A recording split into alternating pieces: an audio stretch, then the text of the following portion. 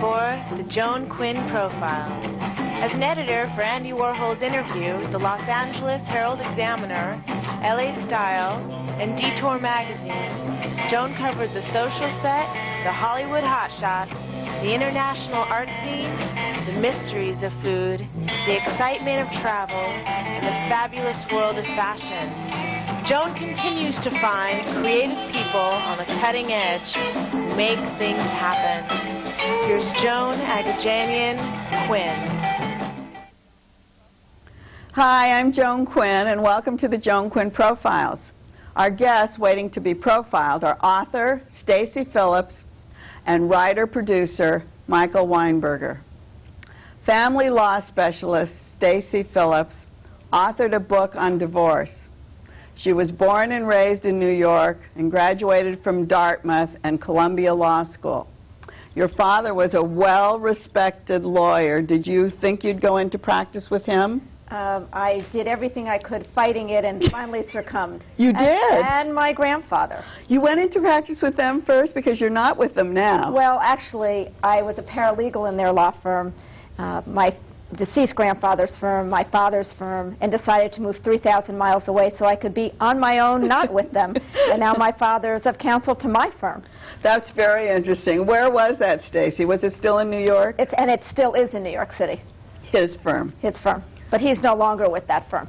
So he wasn't in family law. How did you get into family law? My dad was not in family law. He had a partner who was a very famous matrimonial lawyer, as they called it in New York City, and she made me promise that I would not go into her area of specialty.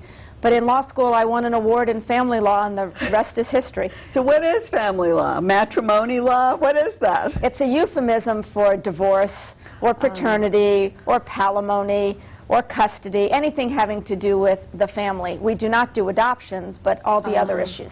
So what kind of cases are your specialty? Big, meaning high asset divorces, paternity. I do a lot of custody work. Custody, that must be very difficult for a mother, you're a mother, to have to give up your child. It is, or for a father. Or for a father, too. And it is very difficult, and there are times where I'm in a situation where I'm observing how children are treated, and it breaks my heart. I was in one deposition once where the child's lawyer said that the mom treated her dog better than the child, and he was right. So, if you're on the wrong side, how does that feel? With a custody case, I will not take a custody case unless I agree with my client's position. I was going to say, because how can you do that? Parents make their own bed, they can lie in it, but when it comes to children, I will not do something I think is wrong. You have so many issues, actually, that keep changing in your kind of practice. And how do you stay on top of it? Do you go to training classes? What do you do? Oh, you do? Yes. We take lots of continuing education. I also volunteer to teach all the time because I figure if I have to learn it to teach it, then I've really learned it, and it forces me to learn it. You have to keep on top of it, and certainly since I've started practicing 20-plus years ago, my area of the law is much more sophisticated. The tax ramifications, the business ramifications, it's scary. So you have to know all those things, don't you? You have to know enough to know where to go. Where to go. Well, here we have the book. This is the first book. Why didn't you write a book on something else first before divorce? Because this is what I do for a living, and I found that I was giving the same comments and the same advice all the time to people that I'd stop them and say, don't you understand? This is all about control. Check it at the door. You cannot control this process, or you can control this process, but stop beating yourself up or beating him or her up. Let me tell you what this is about. Hence my book. So this is the book, Divorce. It's all about control. How to win the emotional, psychological, and legal wars. Okay, so here we are. What's the underlying message of this book? That divorce, as in most relationships, is all about control. And when you're going through your divorce, how to keep control of yourself, how to know when you can control the process and when you can't, and how not to lose yourself in the emotional, psychological, and legal wars. And control in what degree? Absolutely. I mean, for example... yeah, tell me what the control is. You can try to have control over another person, You can try to have control over yourself. Let me give you an example. You could have two lawyers who are fighting for control, and the parties are just left by the wayside. You can have a stepchild who's exerting control. You can have a judge who you give control to, or a judge who takes control. So there's all kinds of controls involved. Absolutely, and the different chapters talk about who can be in control, and they're little pop quizzes so you can do your own barometer of how out of control you are or how in control. For example, are you doing drugs? Are you doing alcohol? Are you being beaten up? Are you beating somebody up? Are you... Yeah, let's just switch it around and go the other way, too. Absolutely. Not just yourself. And what do you do about that? Are you falling asleep at your desk because you're too busy partying at night? Are you getting fired from your job? Are you working out too much? Are you getting too much plastic surgery because you think you're going to be the new you? So take control of yourself, understand how to control the process to the extent you can, figure out who is in control and understand what that means, and control the divorce. And then, do we have a winner or a loser? You're talking about control, so does the controlling person win or lose? Well, I personally think that if you've made a decision to go through a divorce, in the big life picture, you are the winner, if you handle it properly. How many times have you been out to dinner with a guy friend or a girlfriend who's been divorced for 15 years and they haven't let it go? And all they do is rant and rave? You don't want to be with them. You don't want to be with them, absolutely, because they have subjugated control to somebody else. Ah, so if you're in control, it means it's finished and you're going on to something else. You're moving on. That doesn't mean that you don't have issues or that maybe you go to... Did you win or lose? Does it mean that you've won or lost? Maybe you've lost. Well, in your own mind, but you still have to go on. And if you can go on, then you've won. Ah, that's a good point. During all this horrible proceedings, I mean, we talked about all the things that you talked about earlier, children, custody, and that. How did these kids who are listening to their parents going through a divorce, or do the parents discuss all this in front of their kids? My motto to my clients is, it is basically irrelevant what your timeshare arrangement is if you and your spouse fight. In the end, you mean? In the interim. If you and your spouse fight, your kids will be a mess. That's plain and simple. If you bring your kids into the divorce process, if you criticize their mom or their dad, they're half mom and dad. If you criticize your ex, you're criticizing that child. If you bring them into the litigation, they will be a mess. It's as simple as that. But so then do the kids take sides? I mean, because in a lot of these situations, you're saying this is the ideal situation, I'm sure, because you know people are fighting in front of their kids, and the kids so many times have to take sides. They're always at home with the mother, or the father's always giving them the money. Well, and they're not always at home with the mother. They could be always at home with the dad. I've been successful in getting dad's custody and mom's custody. But you are correct. I am talking about the perfect world. But that's what I counsel my clients. I had one client say to me the other day, well, I'm going to tell my son that his dad is not paying for this. No, you're not. All right. What do you do about that? Because you want you want your kid to know that you're also putting something into this. And you can say we're sharing this, but to say you cannot have this because your dad won't pay for it, you don't put that on the shoulders of a 15 or 16-year-old. But you hear that all the time. Absolutely. That's a very common thing, isn't it? He won't pay for it, I'm paying for it, I'm working, he's not working, she's working, I'm not working. Or you can't... Do you have more stay-at-home fathers now? I have actually represented a lot of women who wear the pants in the family. Tell a man he has to pay support, it's bad enough. Tell a woman she has to pay support, oh my God. And the reason they have typically left their spouse is because the spouse was not a financial partner and generally not a custodial partner. And now they they have the potential of losing custody of their kids, and they're going to pay a lot of money. It's not a pretty sight. The mother. The woman in the situation. I know. You have 11 chapters. Which would you say, I think, what is it, legal? Emotional, psychological, right. Chapter 3 explains those 3 wars. So if you were to read one chapter of my book, that's probably the chapter that will explain the book the best. So let's say legal, psychological, and... Emotional. Emotional, okay. What my favorite, although this is not the quintessential chapter of the book, is chapter 4, because it describes the different types of lawyers and what you should be looking for, the different types of judges, the different types of therapists. Is this, would you say it's like a self-help? Absolutely. This is not a legal tome. It is not boring. It has great cartoons, which I did not do. I loved it because you can go through and you have pages where you can write in. You ask questions, little quizzes. So that's why I thought it was a self-help book, except that it has so much other advice in it for what you can do. It's got a lot of bang for its buck. When did you decide to write it, and how long did it take? I decided about 4 years ago. It took approximately 3 years. It was, I won't say a labor of love, but I work. I'm a divorce lawyer, and to fit this in takes a lot of effort. Well, I'm glad you came and told us all this stuff today, Stacy. Thank you. Thanks. And thanks for watching Stacy Phillips. We'll be right back with Michael Weinberger.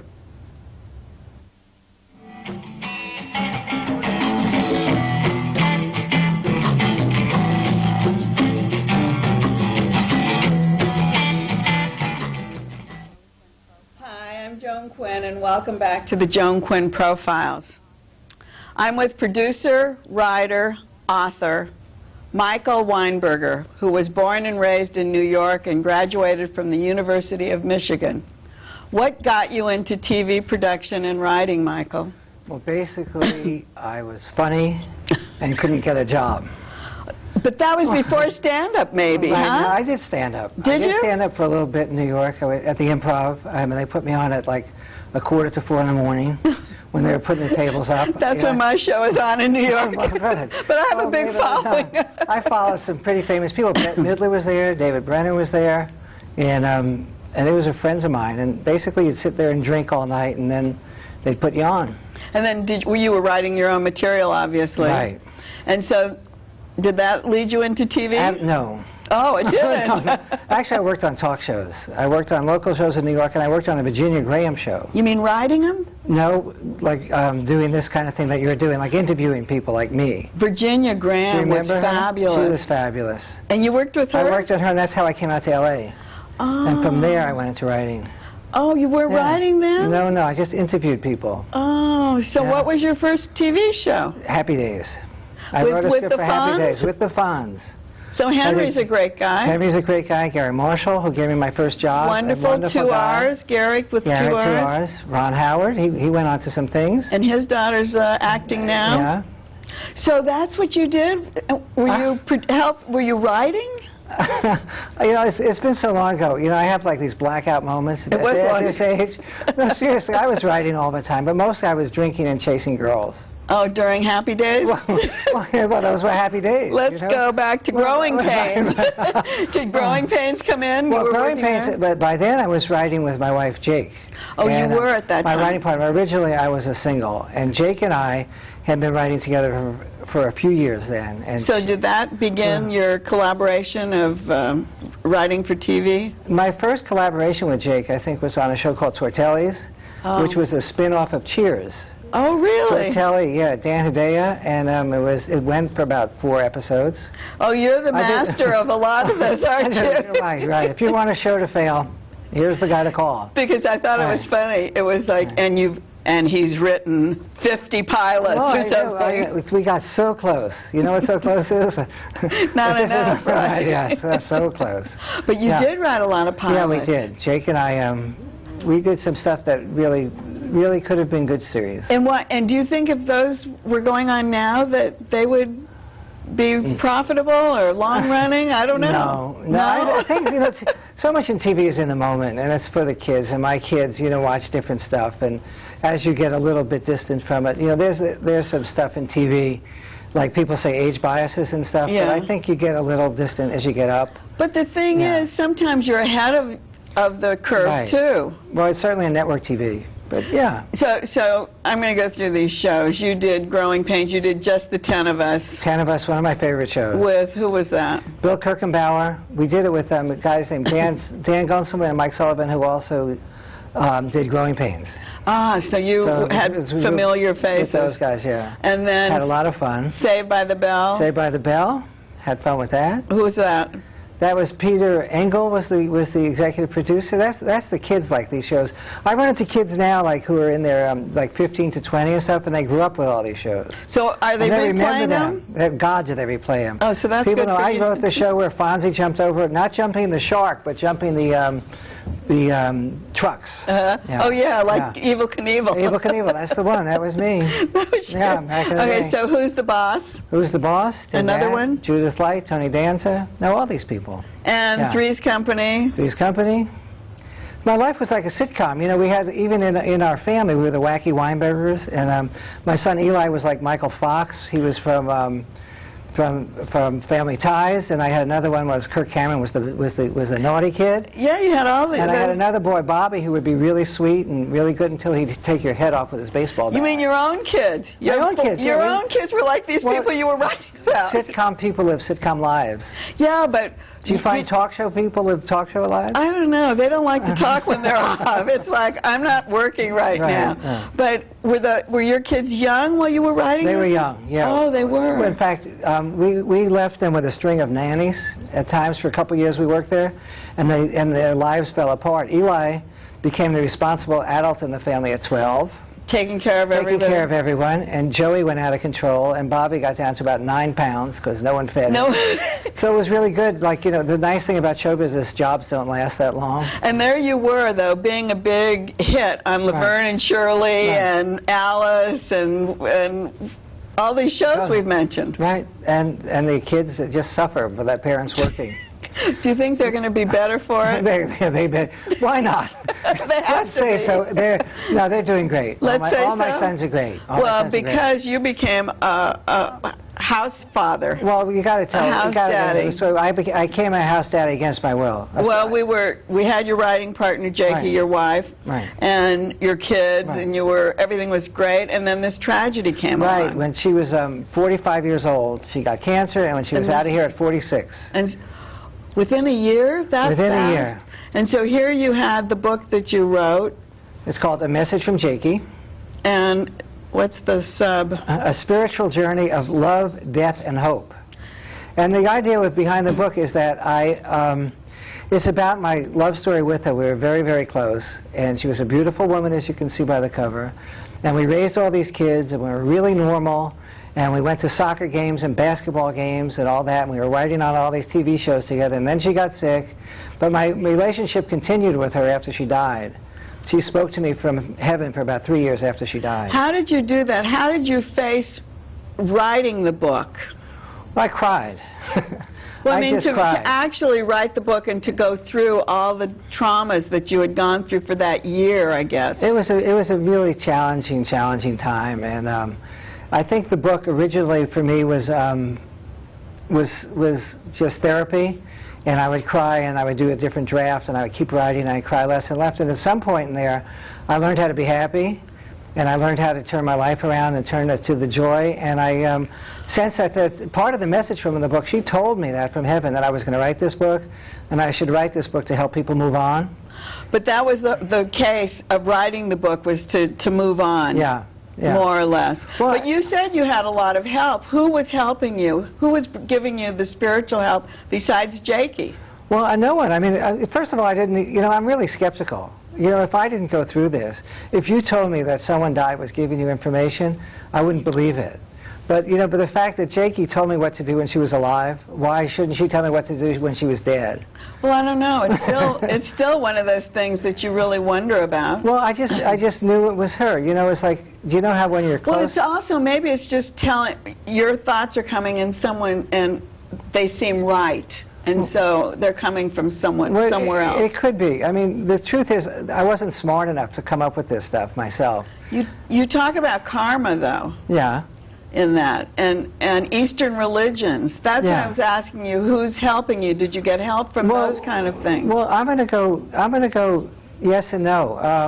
I believe in that stuff, but I was also very, very skeptical of it. And when the Eastern religion and the stuff comes in, the information was coming from Jake, who was in heaven, and a lot of that stuff I didn't know beforehand.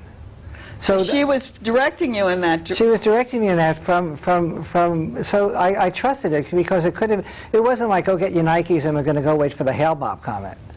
You know, it was don't drink the Kool-Aid. This was like really practical stuff for me that was like, no matter who said it.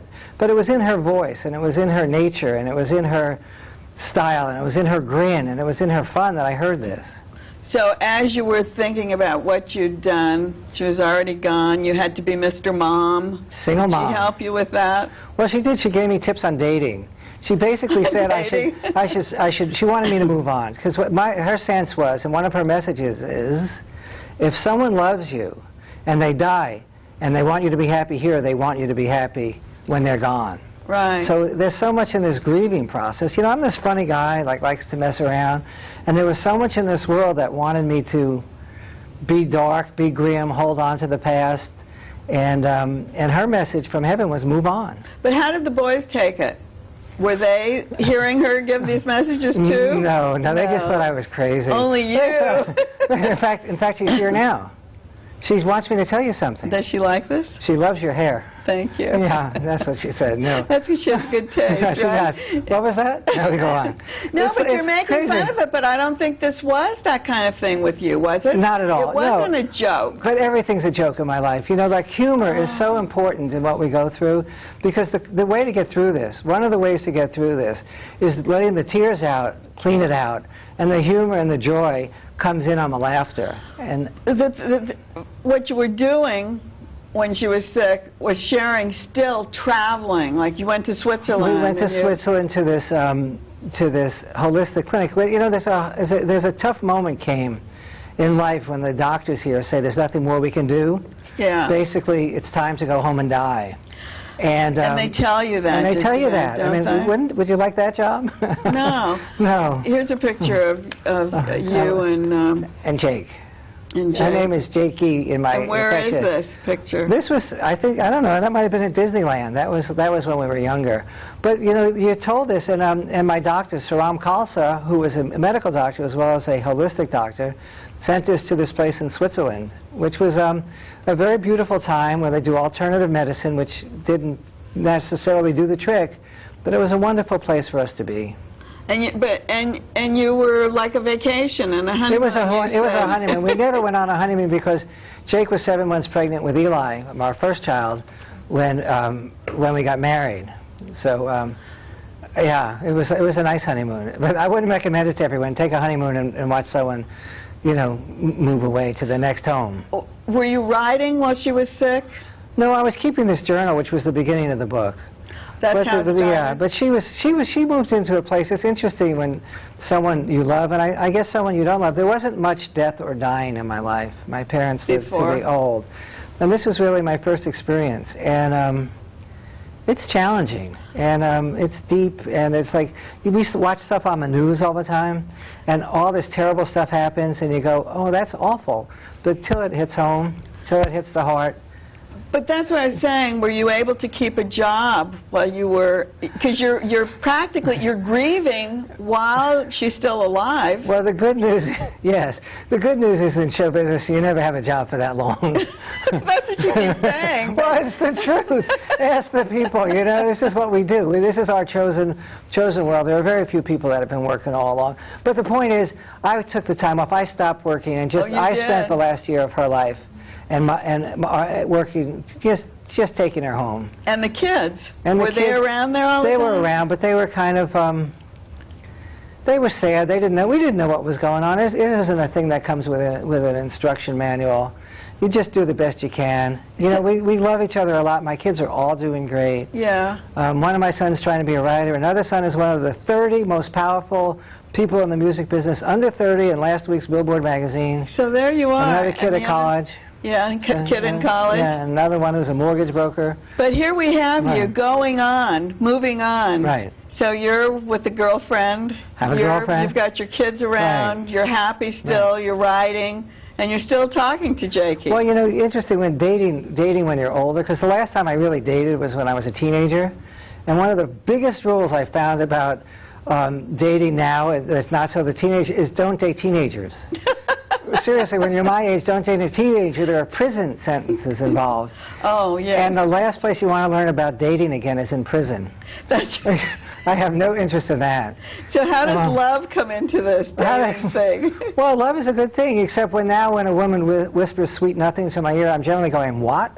You can't hear her. I can't. Well, you know, aging is fun. Aging is interesting and fun, getting older. But love goes on. There's still room for it. It's like the message from Jake was move on, and the message is there's a lot of love. Is that the message in the book? The biggest message in the book, I would say, was that I get for it was, don't be petty. If I had known it would only last so long, I wouldn't have been as petty in my life, and appreciate what we have. When I was out there, when we were out there with our little kids and out there at all the soccer games in the valley and all the ball games and basketball and all these little families there, I look at these families as little pockets of love. But their husband and wife are always fighting. I know you have the divorced people on, and she's going to be getting a lot of work just from that little park of soccer parents. Yeah. So if we just took a moment and just settle down and realize that we love our kids, they're not annoying animals, and we love our spouses, and life can be good. I think that's the message. Yeah. Take the time you have right now. Right, and also this book is a snapshot. It's a snapshot of that time. And I look back and it's almost like, what? Yeah. It's almost like a past life. It is great, and thank you. Thanks for writing it, and thank you for watching. And we'll see you next time on the Joan Quinn Profiles. Write us the letters. We'll tell you how to get a hold of our guests. 777 South Figueroa, 44th floor, Los Angeles 90017. And here's the book.